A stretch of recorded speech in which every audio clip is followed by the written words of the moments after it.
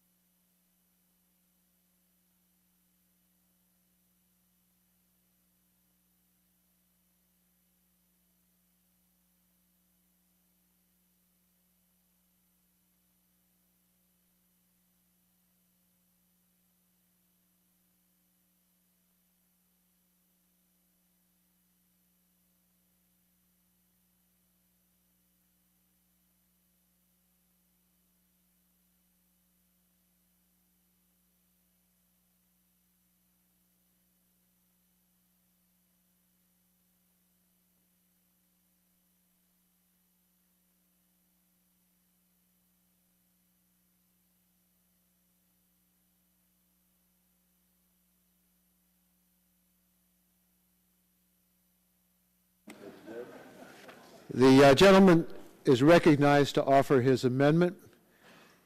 You have an amendment at the desk, Mr. Rogers. Clerk will report the amendment. It's, you want to identify?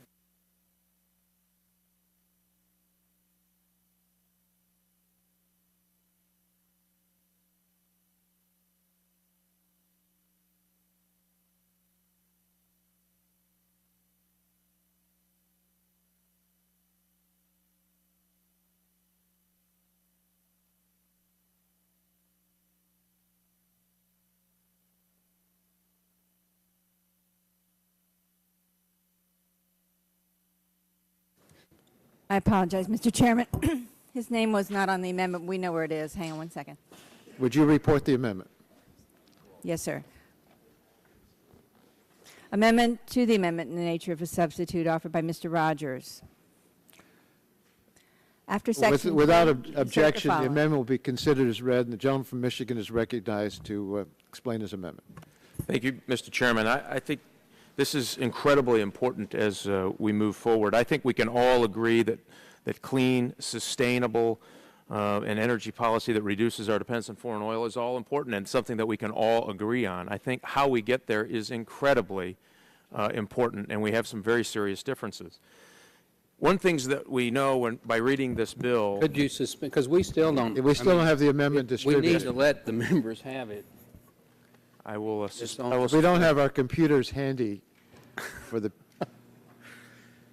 PDF. I don't understand. We should and must have a distribution of the amendment. That's true. It's the law.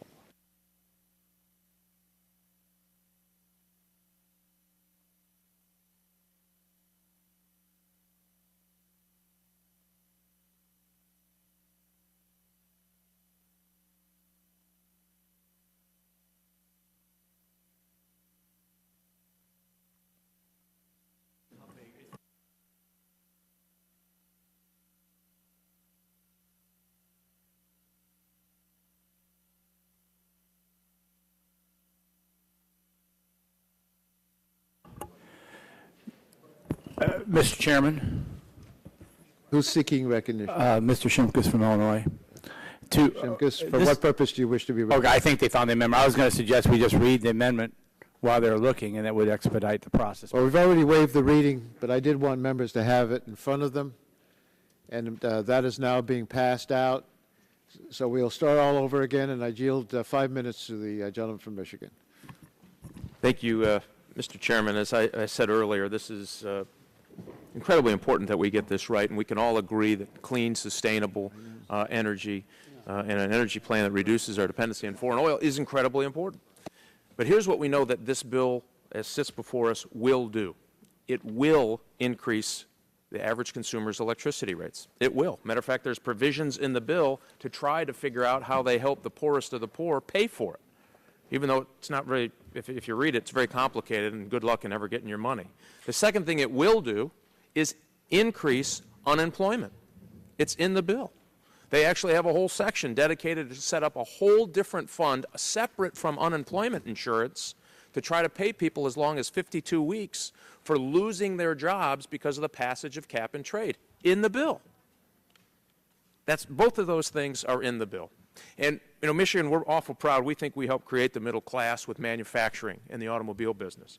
And nobody's feeling the pinch of this as our families in Michigan with all of the pressures now on manufacturing and the ability for them to compete in a worldwide market. So you're going to increase their ability to cost of energy. That's definitely going up. You're going to decrease their ability to compete, and their unemployment is going up. And here's the most frustrating part of it. There are two nations who have been absolutely pursuing manufacturing increases in their own countries at a rabid pace, both China and India. And they won't sign on to anything of the sort because they've got millions and millions of people to employ. They've already started weighing in on stealing our manufacturing jobs, and guess what? They're going to do it some more. Just give me a second on these numbers. China now leads the world in greenhouse gas emissions. As our manufacturing was going down, as our intensity of cleaning the air was going up, by the way, they have been seeking coal plants and nuclear plants, and they are absolutely pursuing our manufacturing base. They want to build stuff in China because they know that means the middle class is working. India's carbon emissions are rising faster than nearly every other nation on the planet, according to the EIA. Between 1980 and 2006, the country's carbon output increased by 341%. That's a greater rate of increase than that of China, 312%, Brazil, 103%, Indonesia, 238%, and Pakistan, 272%. And in the same time period, imagine the growth that we had between 1980 and 2006 in our manufacturing sector. We just went up 23%. Why? Because we employ a lot more people, but through intensity of cleaning emissions, we were winning that game. So we had a way to clean our air, to clean our environment, and employ people. At the end of the day, if we have to invoke half of the sections in this bill, I don't know how you pay for it. They even create a separate section for job losses in the public sector. So does that mean if a police officer loses his job because the factory in the town closed and that they can't afford the tax-based revenue anymore and they have to lay off firefighters and police officers, we all have to pitch in and pay for that too? According to this, yes. And according to this bill, they know it's coming. That's why they created a separate section for public employees who lose their jobs because of cap and trade. The darndest thing is that Europe tried this, and it's not working very well. We actually beat them in intensity in the same time period they had a cap and trade regime. So there is a better way to get to clean air. But the least we ought to do, in the face of putting the pressure we have on working families in my state, in my district, and all around this country, is say we're at least going to give you a fighting chance. We shouldn't just wholesale allow China and India to steal our manufacturing base and steal your job and your future and rob us of a middle class, because they want one awful bad. That's why they won't sign on to this. This bill is very simple. It says that China and India, if they don't sign on by the time this act is implemented, that this act is delayed. It is a competitive issue. Do not eliminate our middle class and send it to China and India. That's what this bill will do. My amendment says, wait up. If you want to try this, at least let's have a level playing field, and China and India, who we know are having these emission increases and actively pursuing our manufacturing base, should be on the same level. Don't disadvantage the people who get up every day and play by the rules, who are already struggling to make their house payments, who are already struggling to make their electric bill payments. 1 in 5 families in America today are behind over 30 days in their electric bill. 1 in 5. 1 in 3 in Michigan. You pass this bill, I can't tell you how high that's going to be. You're going to have to pay for every firefighter, every teacher, every private sector person who's lost their job because of this, because we cannot compete in the nation, in the world anymore. And I would urge the adoption of this amendment. Gentleman's time has expired. Anyone seek recognition? Mr. Markey? Thank you, Mr. Chairman. In opposition to the amendment. Thank you, Mr. Chairman. Mr. Chairman, there is no doubt that ultimately we do have to bring all of the world's emitters, including countries like China and India, into a worldwide framework for reducing greenhouse gases and the impact that they have upon the planet. Todd Stern, the President's able envoy, is already in the process of beginning those discussions with China and with India. But most of us recognize that unless the United States and Europe, which have been historically the world's largest emitters, and since CO2 is cumulative up there, that we have to show leadership. China, without question, is now an emitter at a world-class level. But if we want to go to Copenhagen with the ability to be able to begin serious negotiations with the Chinese and the Indians, we must demonstrate that we are serious about this issue as well. In the legislation, because of the efforts of Mr. Doyle and Mr. Inslee, there is language which is going to ensure that we protect the trade-sensitive, energy-intensive industries like steel and aluminum and paper and other trade-sensitive industries, so that we build a transition. And we've worked very hard with each one of those sectors in order to make sure that that protection is there. Similarly, we also are going to have this bill referred to the Ways and Means Committee. We do not have jurisdiction over tariffs. However, it is our intention and the Ways and Means Committee's intention to devise a tariff schedule at the point at which the allocation for the protection of these trade-sensitive industries is beginning to phase out, so that countries, and we'll say for the purpose of this discussion that they might be India and China, are trying to take advantage of our industries because of our compliance and their non-compliance, that an appropriate tariff can be established in order to ensure that those countries are properly paradoxed and policed. And so the choice that we have is not whether or not we anticipate that. We do in this legislation. The question is whether or not, having anticipated it, we now stop and not try to take advantage of this huge economic opportunity. What we also know is that China is now the largest exporter of solar technology in the world. They're targeting this sector. Germany's second largest export after automobiles is now wind turbines. So this is a huge sector that could mean 3 to 5 million jobs for the American economy. And what we've done in the legislation is create a transition, create a bridge, also ensure that at the end that countries that do not comply are not going to take advantage of our industry. But meanwhile, we will be capturing this incredible opportunity to create this new manufacturing sector for our economy. And I would reject this amendment. Would the gentleman yield for a question? Because it basically would make it impossible for us to move forward with the kind of aggressiveness that we need to in order to capture this great technological opportunity, which our country should be the leader on. Would the gentleman yield for a question? I'll be glad to yield. Hearing your opposition to this amendment, would you accept the amendment if we put a maybe a 5-year, so where that they had to certify that within 5 years they would have from date of enactment that they would agree to a similar standard? We have carefully constructed here in the legislation a set of protections for our industries that these industries have embraced as a good formula. And they also understand that there will be a tariff that will also be imposed in the event of a violation. So we intend on going forward for countries that are not going to comply, we will have a system in place that does not allow them to take advantage of the fact that they are not in compliance. So, there's no need for us to pull out, because we would be pulling out of a technological revolution. It is that we will make sure that other countries do not exploit the fact that we are moving forward, and this formula that we have in the legislation makes that possible. Mr. Chairman. Gentleman's time has expired. Who seeks recognition? Mr. Blunt.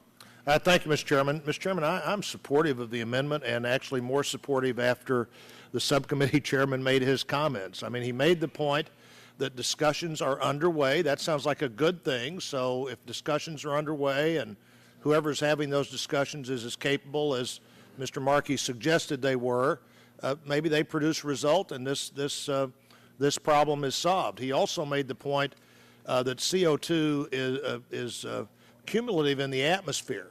So if what you do is you take a job from our country where we do regulate utilities in a significant way and send it to any other country that has less of a regulation than we do, particularly the two countries that Mr. Rogers mentions in his amendment, you actually increase the amount of CO2 going into the air. Mr. Markey mentioned that China's leading in producing solar technology and solar equipment. I'd suggest that they're producing that equipment in factories that have very little, if any, concern about what goes into the environment out of that factory. The net gain of the solar equipment they produce may actually not be there at all because of what they're putting in the atmosphere to produce that very equipment. So if all you do is send jobs out of this country into any country that has less of a current standard than we do, you're actually making the problem greater, not smaller. This bill actually has a negative impact in the amount of CO2 going into the atmosphere, not a positive impact. And if CO2 is bad, it's just as bad coming from China, India, or anywhere else as it is from here. And then I hear the discussions, well, we're going to solve this with protections and tariffs.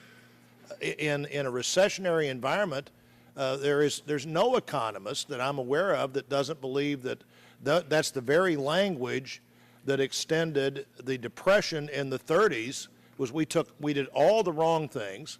We went into a protectionist, tariff-oriented economy, and it took years to emerge from that economy. And then, even if tariffs would do some offsetting of the jobs that we lost here by raising prices for what people buy here, prices go up then for what people buy here. And what's the tariff impact in our country on the global marketplace? So the Chinese or the Indians produce something a lot cheaper because they're less concerned about how their utilities are produced. And then we have a tariff on that product coming into this country, which makes it harder for us to buy, but it doesn't make it harder for anybody else in the world to buy. And their position in the global marketplace is enhanced. Our consumers pay more. I'm trying to figure out what American family benefits from that situation. More CO2 in the air, higher prices for Americans, and lower prices for our competitors in a global economy. That's why Mr. Rogers' amendment makes so much sense. And if these discussions are underway and they're going to produce a result, fine. The amendment would have no impact. If they don't produce a result, the failure to have an amendment like this does all of the wrong things and doesn't do any of the right things in terms of dealing with this problem. If it's a global atmospheric problem, it's a global atmospheric solution. And the ways that we are supposedly protecting America's environment are offset by the very things that Mr. Rogers tries to prevent in his amendment, and I support it. Gentleman, yield to me for a question. I would. I don't understand that argument that you've made that we'll have more carbon emissions if this amendment were adopted. Could I try to explain it? Yes, please do. If an American company like the aluminum company in southeast Missouri that has said if the original bill passed, they would have to leave the country. If they go to a country that has less of a standard than we currently have on pollutants of all kinds, then they're producing their product in a country with less standards than we have today. That sends more pollutants into the environment. Not only do we lose the jobs, but we actually lose the effort to try to make the environment more secure from these things that some people feel strongly are having an impact. And that's what I mean by that. And I would yield back my 2 seconds, Mr. Chairman. The gentleman's time has expired. The chair will recognize himself. Your argument seems to be that companies will move to China because there are lower environmental requirements. What Mr. Markey explained is that there's no reason for them to have to move. They could stay here and still be competitive, even if a company in China or India didn't meet the same standards that we had, because we would help our companies that are sensitive to trade be able to continue in business and stay viable. We do that under the amendment. Will the chairman yield? No, I'm still talking. We do that under the amendment that we've adopted to provide benefit to those industries that would otherwise be at a competitive disadvantage, and we suspect that expect that the Ways and Means Committee will give another opportunity to keep our people viable in competition with other companies. So we don't have to have people from America leave. But what bothers me about this amendment is that we're going to let some other country decide our fate. We want our fate to be decided by Americans. We want to be able to have our nation develop all the industries that are going to be developed and all the jobs that are going to be developed as we move to cleaner energy policy. We want America not to be beholden to foreign countries from whom we have to import oil. And that's the purpose of the whole bill. More jobs, more independence, and we believe it will give us an opportunity to go to Copenhagen and lead and get other countries to follow us. But to say that if China or India doesn't do exactly what we do, we're not going to do anything either, puts us where we've been for the last 8 years. I don't think that's been a great success, either on making us less dependent on importing oil or more advanced in technology. The status quo is helping others beat us because we're not putting the effort into developing the technology here at home to allow Americans to decide our energy fate. So this is about investing, building, and selling the technologies of the future. We need this bill for our own economic security, and we shouldn't say we're going to shoot ourselves in the head because China or India is not doing what we want them to do. We're just punishing ourselves. So Will the gentleman yield? I would urge opposition. Who's asking me to yield? Yes, Mr. Sheddick. Just 2 points to add to the point Mr. Blunt made. It is certainly the belief of many of the members on this side, to try to clarify Mr. Blunt's point, that many plants here in the United States are more efficient, more modern, and will produce less carbon dioxide on their own, including any plant in the United States versus a plant even in Mexico. And so that if you move a plant out of the United States, you move it to Mexico or China or elsewhere, you will actually produce more carbon dioxide. The second point I want to make let me stop and reclaim my time on that point. I don't believe that will be the case. I don't think there'll be a reason why they'll want to take advantage of lower standards in China or India for an American company. I think the point I wanted to make... excuse me, it's my time. I want to yield to Mr. Doyle because this was the concern he very much raised and was the source of the reason for the amendment that's incorporated in this bill. Thank you, Mr. Chairman. And this is something that concerned many of us on the committee greatly. I come from Pittsburgh. U.S. Steel is headquartered there. Alcoa, one of the largest aluminum companies in the world, headquartered in Pittsburgh. To take the example that Mr. Blunt has, we have looked at these carbon-intensive industries that have global competition and said, what can we do to level the playing field when their competitors aren't in a climate change regime? We have addressed this specifically in the bill. We have set aside 15% of the allocation to these carbon-intensive industries that have trade-sensitive concerns and said, we're going to give an output-based rebate. What we're doing in this bill is we're looking at the industry sector average. How much carbon does an industry put in the air? Let's take steel, for instance, when they make a ton of steel. And what we're saying to U.S. steel companies is if you're at the average or better, you're going to get 100% of all your emission costs in this bill rebated to your company, starting in 2014 when the caps go in and extending all the way to 2025. Mr. Doyle, I Yes. just want to ask you one question before my time runs out. If we didn't have this bill, are steel and the other industries doing well? Seems to me they're running into a difficult situation right now in competition, and this legislation will allow them to compete, and we can accomplish the goals that we're trying to achieve. This is going to allow us to continue to make cleaner steel in the United States of America and level the playing field with their competitors in China and India. My time has expired. Who seeks recognition? Mr. Barton. Thank you, Mr. Chairman. I rise in support of the Rogers Amendment. I want to try to reply to some of the things that Mr. Markey and yourself and Mr. Doyle have just said.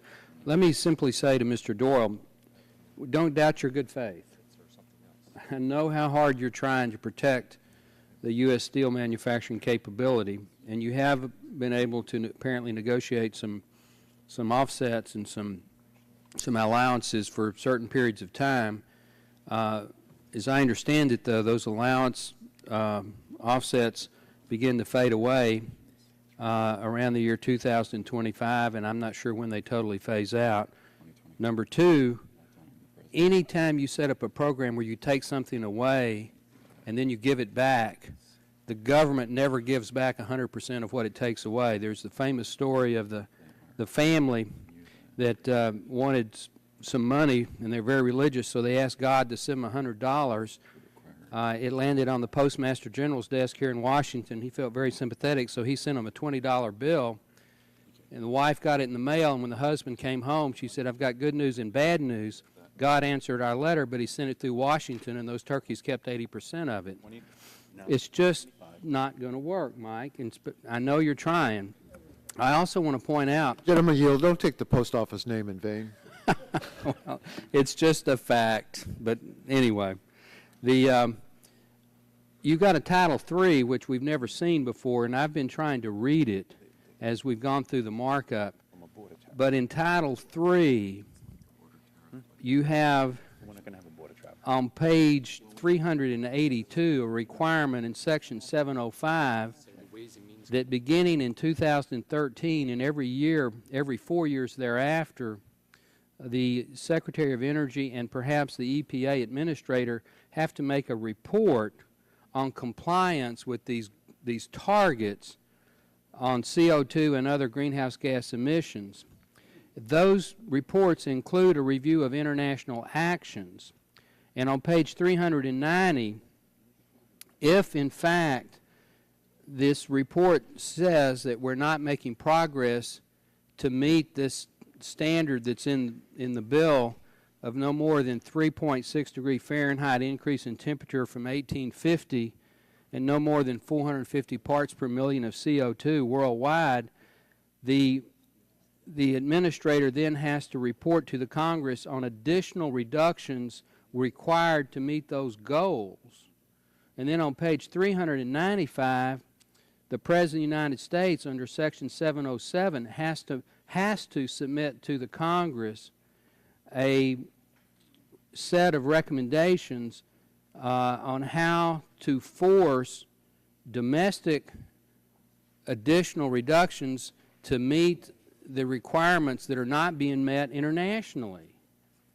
You're putting in place a mechanism to offset the very thing that Mr. Doyle is trying to put in.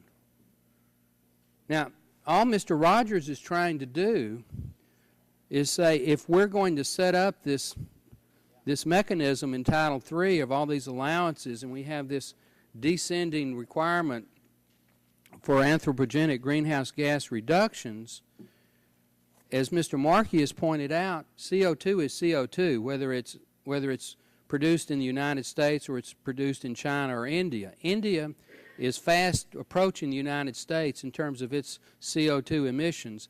China has already surpassed us. So Mr. Rogers is the Protect American Jobs Now amendment. He simply says if India and China are not doing anything, and I would point out that in China, they require 3 times the amount of energy to produce 1 ton of steel. Mr. Doyle's constituents are much more efficient at producing steel than the Chinese are.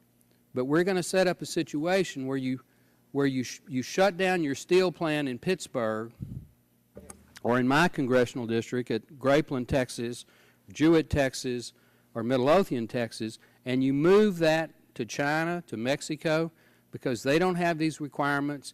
And don't kid yourself, they are already contacting U.S. companies. I have companies in Texas that have already been contacted by international groups and said, move your facility from Texas to X if this bill passes. So Mr. Rogers is simply saying you've got a mechanism in your bill to require reviews and assimilations internationally, so you're going to be collecting the data. If that data shows that they're not doing anything to reduce their emissions, then we ought to stop our program here in the United States and keep our jobs here in the United States. This is a very important amendment. It is a good yes amendment. Mr. Chairman. Time has expired. Ms. Eshoo.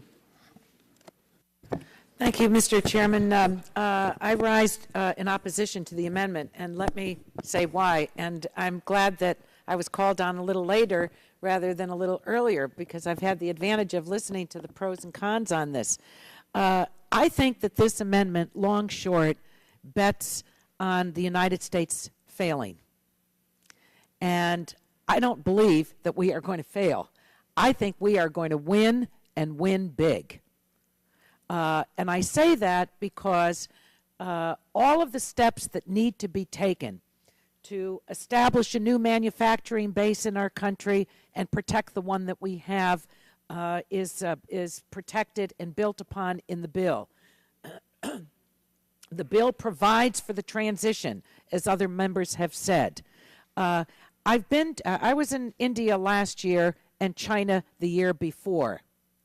I don't envy them, and neither should any of you. I want to tell you something. Their people are wearing face masks. Their leadership understands that if they don't get their arms around the issue of what can kill people and also kill off their future in terms of opportunities, that they have to change. What has been missing in all of this is the essential leadership of the United States of America. We are a country that counts in every corner of the world. And so this legislation leapfrogs us into a position of leadership in the world. So if others choose to fail, then we should take the off-ramp that says on the sign, Failure Avenue? I don't think so. I think that, as I do very often, that we should be first in technology. We should be first in biotechnology. We should be first in human rights. We should be first in all of these categories. That's what this bill establishes. It moves the United States of America into the #1 position. And as we do, we create opportunities for our people across the country. And most importantly, it takes into consideration the various problems that regions of our country do legitimately have, and offers in a specific title how to transition in order to get those regions and the people that live there and work there able to take advantage of what we are preparing at this table. So I don't want to take this amendment that says, you know what, if the others fail, then let's follow their leadership of failure. That's what it is. And we're not going to fail at this. This is going to be a boon for the United States of America in the 21st century, but other countries are going to follow because they're going to understand that they don't want to miss out on the gold that's in the green. I yield back. Gentlelady yields back her time. Gentleman from Michigan. Thank you, Mr. Chairman. As I came back from Michigan yesterday, every one of my counties is double-digit unemployment, every single one of them. And things are not looking better. There was a report that I saw 2 weeks ago that it talked about some areas of southeast Michigan, and those 3 counties over here have more people, or used to anyway, than the other 80 counties combined in Michigan. And there was a report that came out that, in fact, by the end of next year, we might see unemployment as high as 24 or 25% because of the auto industry. DTE, one of my largest utilities in Michigan, already has 1 in 3 customers in arrears. They think that they're going to lose as much as $400 to $500 million in uncollected bills. And right now there's a new crime in southeast Michigan. It's called stealing power.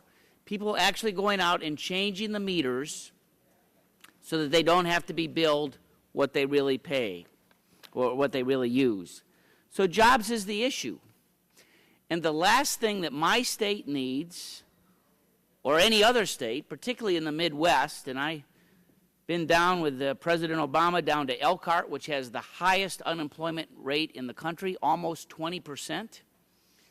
Talked to my colleagues, our colleague Mark Souter this last week. I think they lost 7,000 jobs just last week. What congressional district can afford to lose those? And for a lot of these industries, where are they going? They're going overseas or someplace else. And the last thing that we can do is to tell our businesses that go. Because your costs are going to be less, go. And we lose those jobs forever. Now, it just happens to be that when you look at steel, and I give credit to our steel industry, they've done marvelous things. And again, my district's in southwest Michigan, so as I go to Chicago, go through Gary, the former steel capital of the world, Pittsburgh, I've been to Pittsburgh, I've seen the advances that we've made in technology. It's great. And you know what? Today, this country, we emit 1/3 less carbon per ton of steel than China does, because we've made those investments. And so what those industries will do, and I like what Mr. Doyle's done, but I don't know that it's a complete fail-safe. And that's why this amendment does. This amendment provides the insurance that, in fact, China and India are going to come on board. And I happen to know that some of the members of this committee, I think, are going on a Codell next week to China. I think it's led by the Speaker. And what argument would be greater for that bipartisan Codell, especially if Mr. Sensenbrenner is along with it, that, you know what, the House committee just passed this bill, and by golly, you guys have got to be on board. Whether it's by the time that the bill is enacted or a suggestion that I had to Mr. Markey that maybe it's within 5 years, but damn it, you're going to be on board. And if you're not going to see those jobs leak again from this country. I've watched that picture from Mr. Shimkus that he's put up this entire last couple of months. We almost know the names of those 14,000 workers that lost their job when the Clean Air Act passed. They said then, too, we're not going to have any job leaks. Well, guess what? They're gone. China is now the largest emitter that there is on the planet, and India's coming pretty close. And if we don't demand that they have the same type of criteria that we do environmentally, we're just going to see these jobs go and go and go. So this is a good amendment. If somehow it fails, I'd like to think that we'll come back and just give a time frame so that we can put a gun to China's head and say, you're going to comply, period. It will be an incentive for you to comply. We've heard from some delegations that have gone to speak to our Chinese counterparts, oh, of course they're going to comply.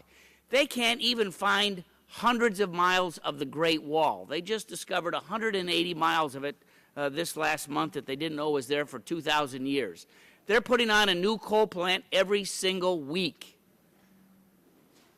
It's about time they comply with the same type of standards that we do, because we don't want that carbon escape. We want to know that if we're competitive, they're going to have the same rules as us.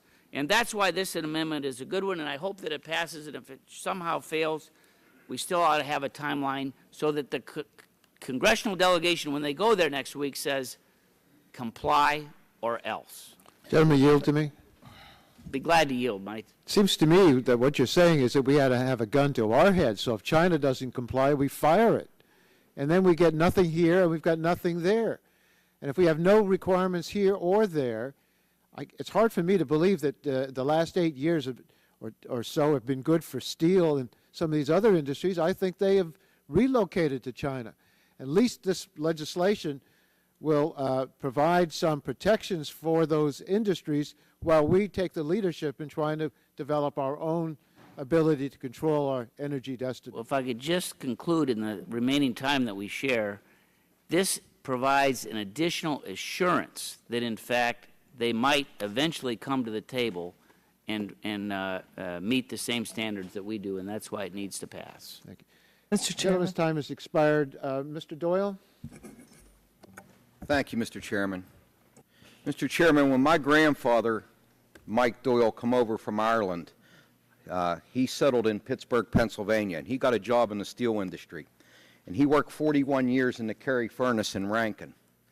And my father was born, his name was Mike Doyle too, and after he come back from World War II, he got a job in Edgar Thompson Steel Mill, where he worked for 30 years. I spent 2 summers there, which was enough to convince me I didn't want to work in the steel mill.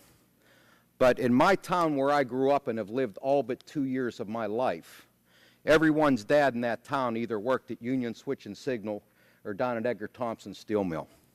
If anybody on this committee thinks that I don't care about what happens to jobs in manufacturing in western Pennsylvania, or that for that matter, every single member sitting over here on this side of the aisle doesn't care about that, think again, because we do. Job leakage is a very big concern of ours. So we've asked ourselves at the beginning of this, what do we do to make sure that our industries here in the United States have a level playing field against those countries that aren't yet signing on to a climate change regime? And I'd like to take the time that I have to share with the members what we've done in the bill and why I believe that we have protections in this bill to guarantee a level playing field so that the situations that Mr. Barton has described and others over there, that you can at least rest assured that this is a concern of ours and that we take it very seriously. This bill starts by setting aside 15% of the allocations 15% of the allocations for carbon-intensive industries that have trade competition. We have a metric for it. We're talking mainly about the steel industry, the aluminum industry, cement, lime, and certain chemicals. If you fit this metric, what we start to do in 2014 when the caps start to take place, we say to these industries, or if you're at average, we're going to rebate you 100% of your emission cost. 100%. If you're better than average, we're going to give you 100% plus. This starts at 2014, goes to the year 2025. Now, the total pot of allocation goes down at a rate of 2%, but you consistently get 15% of that total pot of allocation. Now, what happens in the year 2025? Well, one of 3 things can happen. The President at 2025 can look at the situation and say either we've got international agreements signed now with the Chinese, with the Indians, with others. There's now a level playing field. There's no longer need for a program such as this. And if that's the case, the program phases out at a rate of 10% a year. So this rebate continues after 2025, even if the playing field is level, at a rate of 10%. Now, what happens if we haven't got an agreement with China or India, if there's still not a level playing field for our companies? President can do 1 or 2 things. He can continue this 100% rebate program. He can continue the program, or at that time he can implement border tariffs, or he can do a combination of the 2. So what we've done basically for industries like steel and aluminum and cement that had these pressures that we're concerned about, we are basically holding them harmless for the next 10 years We're giving our president something to have in his pocket when he goes to Copenhagen and says, America has started down this path. Now it's time for others to start down this path. It's a leverage with countries like China and India to get them started. And if they don't, there are still tools in the president's purse after 2025 to continue to protect these industries. I wouldn't vote for a bill if I believed this was going to cause us to lose jobs in the steel industry or the aluminum industry. This bill addresses these concerns in a legitimate fashion. We are setting aside a huge allotment. 15% of the total allotment of this bill is going for these carbon-intensive industries. So I know that you're serious. I know Mike Rogers. He's a friend of mine. He comes from a state like Michigan, which is a state like mine in western Pennsylvania. We still employ 170,000 people in manufacturing in my state, and we don't want to lose a single one of those jobs. Will the gentleman yield? And I'll yield in a second. But we address this in the bill. We're serious about it in the bill, and I want our colleagues to know that we're just as concerned as you are about the issue of job leakage, and we've made a good faith effort to do that. We've worked with the steel industry, with the Steel Workers Union, with all these industries, all these stakeholders that are at risk have sat down at the table with us as we worked on this legislation. And I think you all should know that, and you can see it in the bill. Yes, Mr. Stearns, I'll yield to you. The gentleman's time has expired. We're going to go to the Republican side, and I don't know who would be next in seniority that seeks recognition. Mr. Stearns, are you seeking recognition? Mr. Chairman, strike the last word. Gentleman's recognized for Mr. 5 minutes. Scalise, I'll yield to the gentleman from Louisiana. I thank the gentleman from Florida for yield, and I appreciate the gentleman from Michigan, Mr. Rogers, bringing this amendment because, there's been a lot talked about in terms of all the jobs that will be created. And, we've heard that before in years past, the Clean Air Act. We heard about jobs being created only to see jobs lost. And this bill, as was pointed out earlier, has sections dedicated to the job losses that would occur. There's literally sections in this bill that are acknowledging that jobs will be lost in this country if this bill is to pass. And in South Louisiana, they've got a large steel mill that has not decided what they're going to do yet. Very large company. It's going to make a $2 billion investment, 700 good jobs, high-paying jobs. It's a steel mill that will be built somewhere in this world. And they haven't made any decision on what to do, in large part waiting to see what happens with this bill. And if cap and trade passes, they're going to go and build that plant in another country. And they're going to take that $2 billion of investment, and they're going to take those 700 jobs and send them to another country. The difference is, and it was pointed out again earlier, the carbon that would be emitted, if you really do feel that carbon is creating problems in this earth, the carbon that will be emitted in those other countries will be higher because they don't have the environmental standards that we have in this country today. So make no mistake about it. If this bill passes, there are already companies that are making contingency plans about taking jobs to other countries, taking billions of dollars of investment to other countries. That's right. Even in tough economic times, there are companies today ready to create new jobs, ready to invest billions of dollars.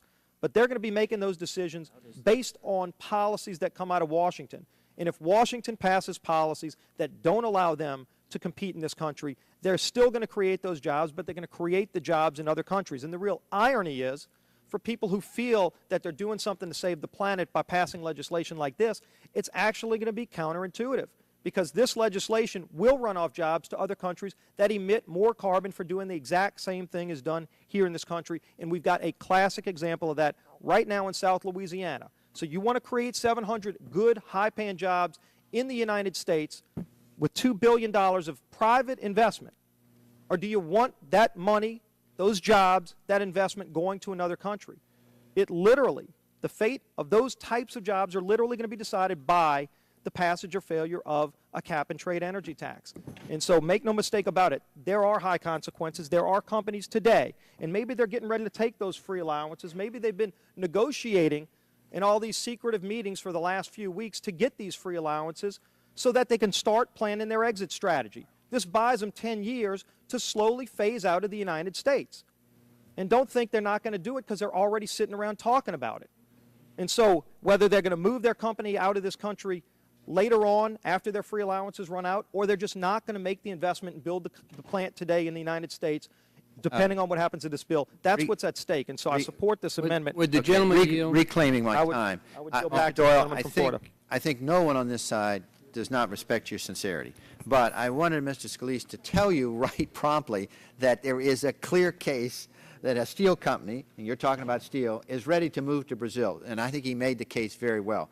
The other thing that you mentioned in your speech was that the president will have the option in 2014 to practice protectionism, that he can go in and increase tariffs. You don't think businessmen and women in this country who are involved, who see this legislation coming down the line, are not going to wait? You think they're going to wait to 2014? They're going to make their steps early. And you're basically agreeing with the Rogers Amendment by saying, well, we agree with you, but we don't want to agree with you till 2014 when the president can exercise protectionism. And with that, let me yield to Mr. Murphy, who's also from Pennsylvania. I thank the gentleman. I do want to bring this up and remind the committee, as we have discussed this issue of China, how many hearings we have had on the China issue. So when it comes to trusting them, I'd just like to remind ourselves of how we don't. We've had hearings and discussed how they put lead paint in toys, vinyl lunchboxes with lead, fungus-contaminated food, reused chopsticks with unsafe color additives, baby bottles with ingredients that can alter a child's hormones, pacifiers with carcinogenic chemicals, teething toys with toxic chemicals, poison dog food. They violate copyrights on our music and recording. They send over inferior steel pipe, fungus in diapers, counterfeit drugs. They've hacked into our computers, manipulated our currency, spied on our country, broken the laws of steel dumping, and now we trust them? I'd like to know where this came from. They also sell bombs to be used against our troops in Iraq. They've, and the president, who at one point campaigned on the point of Buy America, said he opposed any measures of protectionism on the stimulus package. So I don't know where the new religion is coming from. We also noticed that at a time when we did have tariffs on steel dumping in this country, that China continued to manipulate their currency. So even after the tariffs were taken off, we still ended up with other problems. So I'm still concerned about where China is suddenly coming through this metamorphosis. Gentleman's time is expired. Mr. Chairman? Yes, Ms. Schakowsky. Thank you. Some of us on this panel are old enough to remember when there was another young president years ago who promised the nation that we would be leaders and we would put a man on the moon in 10 years. He didn't say, well, we're going to do our best and maybe we'll get there and we'll try. He said, we will do that. And he triggered this incredible spirit of innovation in our country.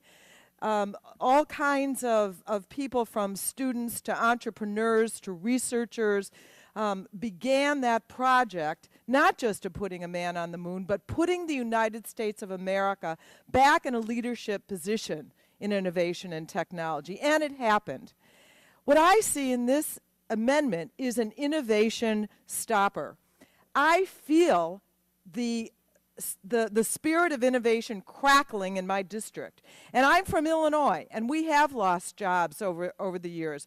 But over the break, I went to a place called E&C Electric in my district, which is developing the smart grid and actually expanding its work and finding customers overseas who want to buy their products. I hosted a nanotechnology roundtable with all these really smart young scientists and businesses that are looking for workers right now to be able to bring their products to development and a sales force, and only wish that more of our students could be skilled in and these are not graduate or postgraduate degrees. I'm talking about junior college certificate students that could be working in these fields. We're going to be creating new markets in places like China and India, people who want to buy our products. And I think that I want to associate myself with what Representative Eshoo said, that we're betting on U.S. failure in the field of innovation and leadership. And this kind of amendment will put a stop to the direction that we're going in, where we can succeed and be leaders again and have a cleaner environment. I'd be happy to yield. I thank the gentlelady for yielding. You know, let's get real here for a second. There were 204,000 steel workers in 1990. There are 154,000 steel workers today. We're losing those jobs already. What Mr. Doyle has pointed out to you is that there's a program that begins in 2014, when this program begins, that goes all the way out to 2025, that protects the industry, the steel industry, the aluminum industry, the paper industry, the cement industry, so they can make this transition. And after that, the program begins to decline, but not at a very steep rate, but the President's left with the discretion to put even tougher protection measures on the books. So let's deal in the real world here. We're trying to give these industries the transition period they need to become competitive.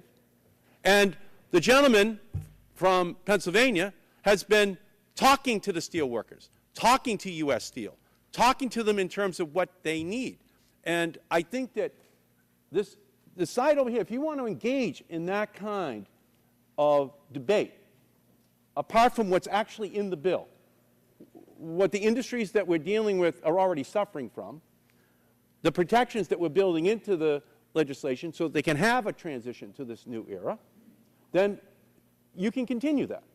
But it's not dealing with the real world that Mike Doyle has presented to us in terms of the way in which this program is going to actually operate. And I'd like, again, Mr. Doyle, if you would, to once again make that point, if you could, in terms of how vital this is to have a program to make that kind of a transition. We want to secure a future. The steel industry right now, the general economy's down. Steel industry's in tough shape right now. And we want to make sure, as we look at these plants, and I still have two big operating mills in my district, Edgar Thompson Steelville and Mon Valley Works, still employs lots of steel workers in my district. And we want to make sure that they just have a level playing field with their competitors. This bill does that. This bill does that for them. For 10 years. They said the reason this doesn't start till 2014, by the way, is the caps don't go into effect till 2014. So we can't rebate costs that don't happen until the year when the program starts. So that's why the year 2014 was picked. Actually, prior to 2014, their indirect costs are rebated to them. So we've done everything we can. We've sat at the table with these stakeholders, and we said, you know, how do we make sure that you have a level playing field against your competitors? We've been working at it, and it hasn't been, by the way, any secret meetings. All of you have been invited to be part of this. You were all invited to be part of helping to draft this bill, and any one of you could have been to any meetings that we had. So this has been a draft, right. and you had a chance to be a part of it. Gentlelady's time has expired. Who seeks recognition? I would ask unanimous consent that Ms. Schakowsky have 2 additional minutes if she would yield for a question from me. Without objection, then the gentlelady has given 2 additional minutes. Would the gentlelady yield for a question? Let me point out, in response to what Mr. Doyle just said, that I have been invited to participate in these talks. I can't speak for any other member, but I have been invited by Mr. Doyle, Mr. Waxman, Mr. Markey, Mr. Dingle, Mr. Boucher, and since in order to participate I had to agree to accept some version of cap and trade, I had to decline, but I was invited. I think I want to put that on the record. My question is to Mr. Doyle. Number one, there's a 3% reduction from the 2005 baseline that's required in 2012. So what happens between now and 2014? The caps don't go into effect on these industries. The direct costs, their direct costs, till 2014. So that's why the program starts. But what happens? In 2012 and 13, they get their indirect cost rebated. But there is a 3% reduction under the Well, bill there, that's pending. and from 2014 to 2025, there's a 2% reduction of the total allocation pot. Well, somebody's got to reduce CO2 emissions below the 2005 limit by 3% in 2012. And Right, some of and those by- people are going to be in the steel industry and the aluminum industry. And by well, no, the industries too. That 2% reduction applies to them also. Starting in 2014, there's a 2% reduction in the total allocation pot. Nobody said that everybody isn't going to do their piece. The second part of my question is, you get these allowances, but the allowances are to emit CO2. There's, as I understand it, there's no protection against the electricity increase. The industry has to pay that. They don't have to pay for the allowances. That comes in a different section, Mr. Barton. We also look at, in the electricity section, I believe it's 35% of the total allocation. Okay, well, we'll come back to It that. is done, and so that is rebated back not only to residential but also commercial customers. So there is relief given to the industry on their utility cost in addition to the relief we give them because they have trade sensitivities and they're carbon intensive. Time has so they get a expired. bite out of both apples. Ms. Myrick? Thank you, Mr. Chairman. I do identify with Mr. Upton's concerns, but I wanted to yield my time to Mr. Rogers, please. Thank you, Mr. Chairman. And to my good friends who have been talking about the word failure, I think we both want to get to the same place. But what this bill represents is saying that we believe that innovation in America has failed and will not work. So we're going to create a very large and complicated government-mandated scheme to help you out. I mean, it really points out that old notion that a camel was a horse designed by a congressional committee. Because what we've got in here is really a whole conglomerate of different ideas. And if you got lucky enough to get at the table and you got yourself and bought yourself your industries a little bit of time, hey, amen, great, good for you, brother. But the problem is auto parts people weren't there.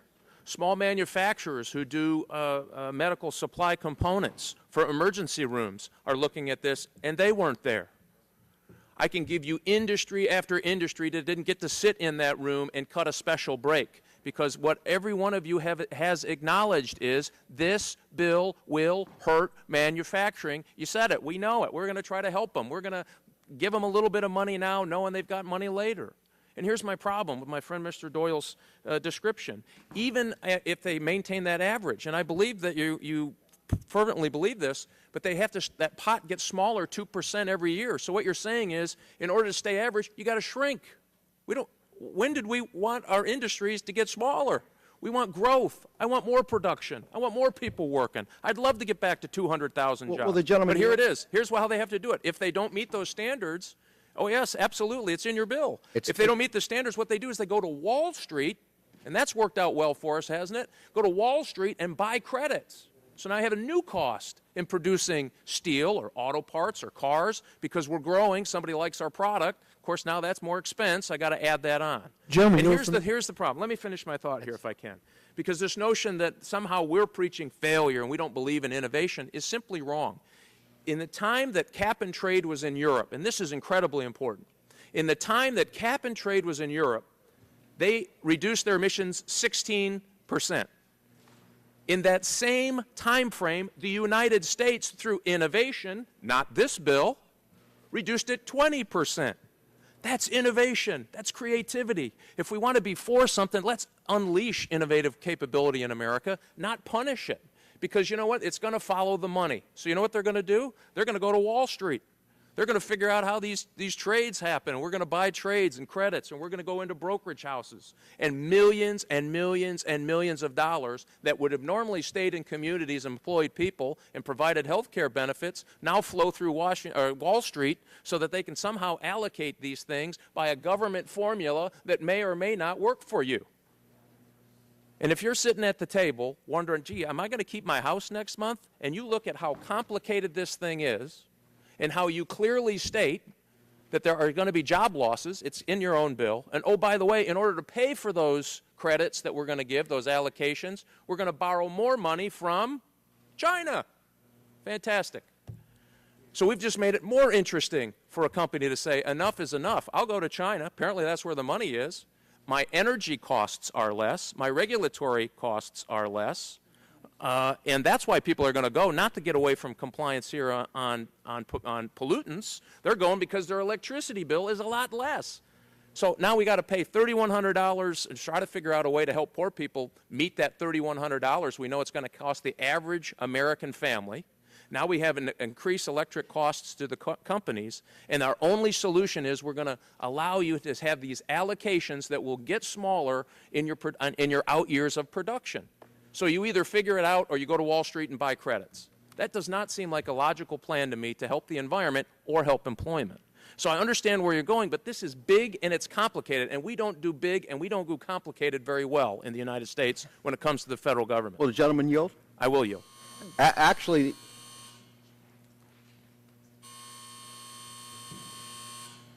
output-based rebates actually encourage more production, not encourage them to produce less. Our industries here in the United States, in the steel industry, we're producing a ton of steel much below what the average sector is. So this for a lot of companies in the United States is there's going to be an incentive for more production. But if I'm reclaiming my time, your allocations are going to continue. Otherwise, this doesn't work, right? Your plan doesn't work if the allocations doesn't get smaller. That's the whole notion of it. So if they continue to produce and win contracts and win jobs, eventually they're going to have to go to Wall Street to buy credits, which increases their costs, which is my whole point. And the two times that we have mandated things, we mandated that homeowners had to get loans that they couldn't afford. They lost those homes, and we all almost lost ours. And we mandated that car companies had to build cars even if they weren't making money at it. So now what we're going to do, and guess you can see what's happening in the car industry, now we're going to do it again, only we're going to do it to everybody. And so our argument is, be careful what you're doing. Let innovation work. Believe in America. It's working. It already worked. No, gentleman's time has expired. We're starting some votes on the floor. Let me suggest, if this would meet the approval of the members of the committee, that we yield 2 minutes on the Republican side, 2 minutes on the Democratic side, then have the previous question, and we will vote after the votes. Come back, because I think if we had a roll call vote. I think there's a lot of members, Mr. Chairman. Are there a lot of members that wish to vote? Okay, well, let's continue. The debate now goes to the Democratic side of the aisle. If not, who seeks recognition? Gentleman from Kentucky. Recognized for 5 minutes. Mr. Chairman, thank you very much. And I would like to congratulate the gentleman from Pennsylvania and others who were protecting the steel industries and some other industries in this bill. And it's important that they do that. I might add, it would not be necessary to protect those industries were we not trying to implement a cap-and-trade system and a renewable mandate. But the problem that many of us have on this side of the aisle is that in this legislation, we are clearly picking winners and losers in the economy. What about those areas of the country that do not have a lot of iron and steel and aluminum?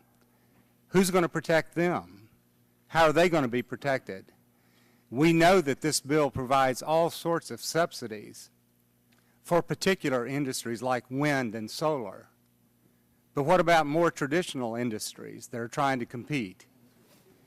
And I've heard a lot of talk today, and there's $10 billion. I have no problem with it. Obviously, we want the United States to be a leader. We want the United States to be a leader in protecting the environment. But I would add and remind everyone that Europe was the leader on cap and trade. They were out there first with cap and trade. And they testified here that they actually were producing more carbon dioxide emissions than before they adopted a cap and trade system. And I might add that if you read The Economist, and I'm sure most of you do, over the last 5 or 6 years, you will notice that the unemployment rate in Europe has been higher than almost any other sector or geographical area in the world, with the exception of some underdeveloped countries.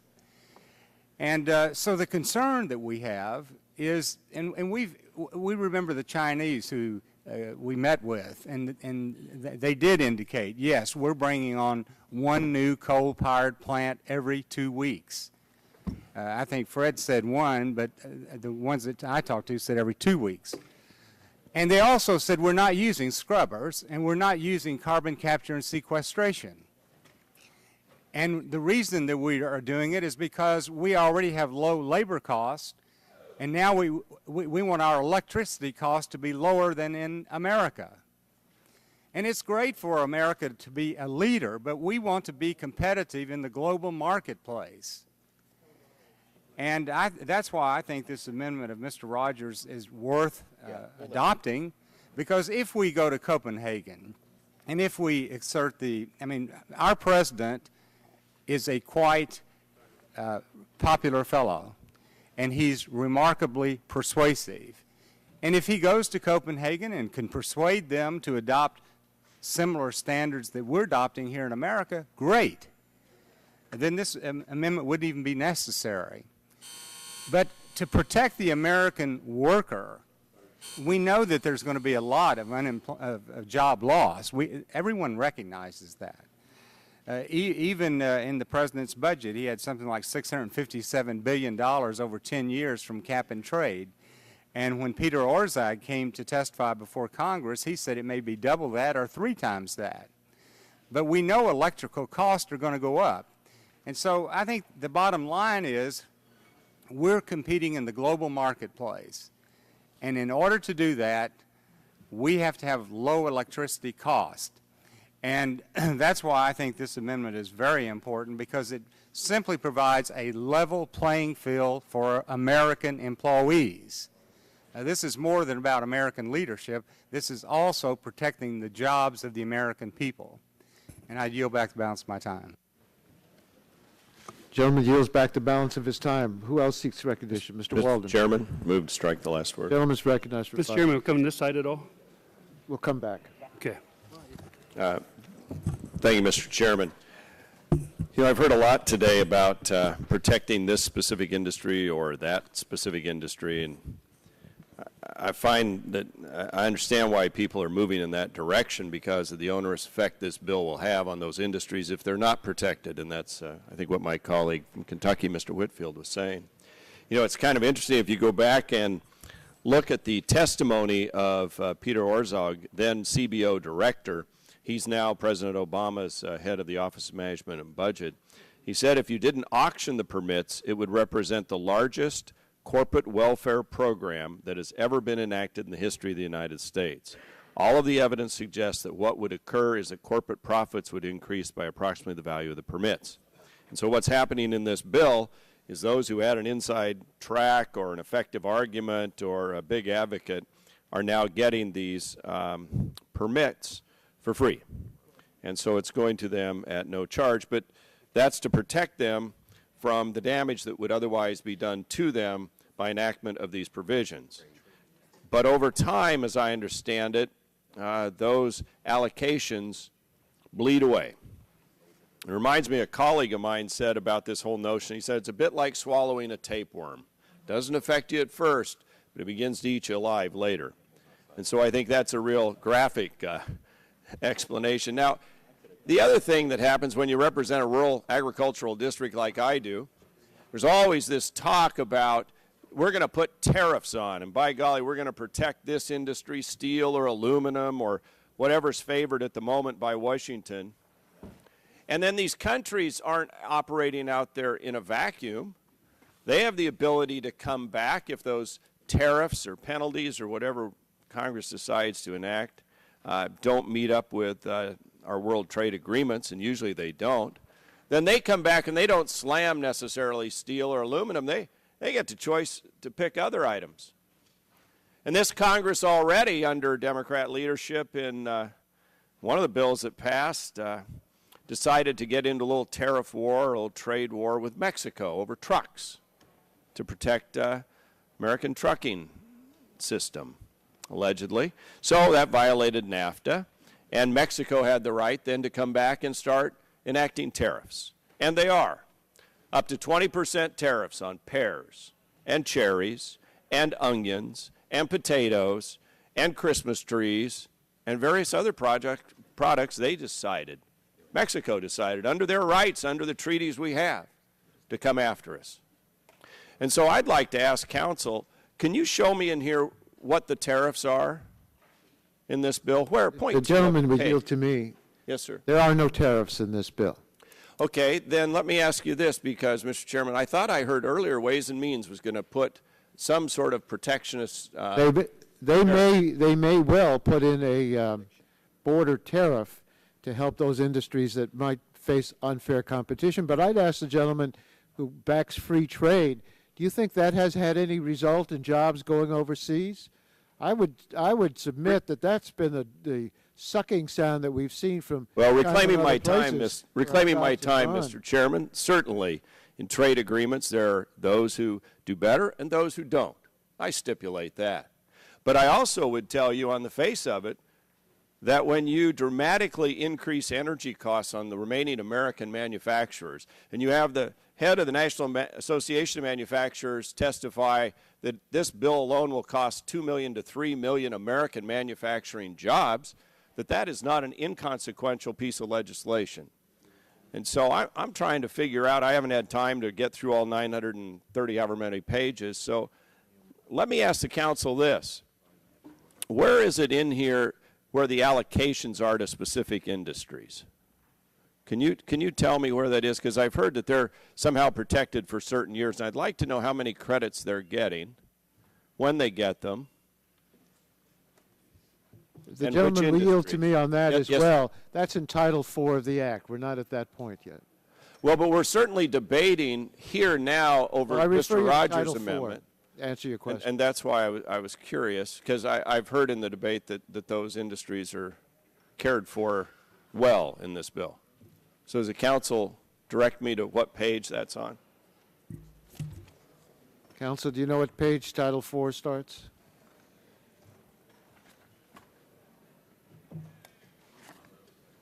Just one moment.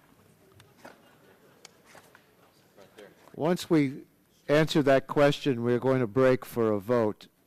In fact, there'll be 3 votes, which give members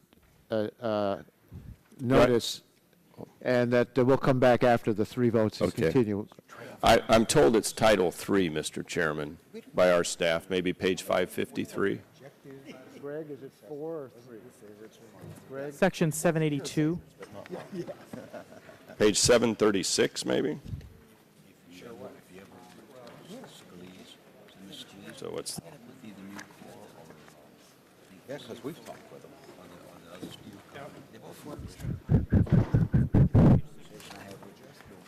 other Page 733 in Title IV. That's the rebate program? And then the allocation, though, program is Title III, I believe. You may well be right. Do you want, should we wait for an answer until after we vote? If you would like, we'll It'd vote, give them some and time, we'll too. have the answer for you upon your All return. right, thank you, Mr. Chairman. Thanks. Committee stands in recess until after the votes on the House floor.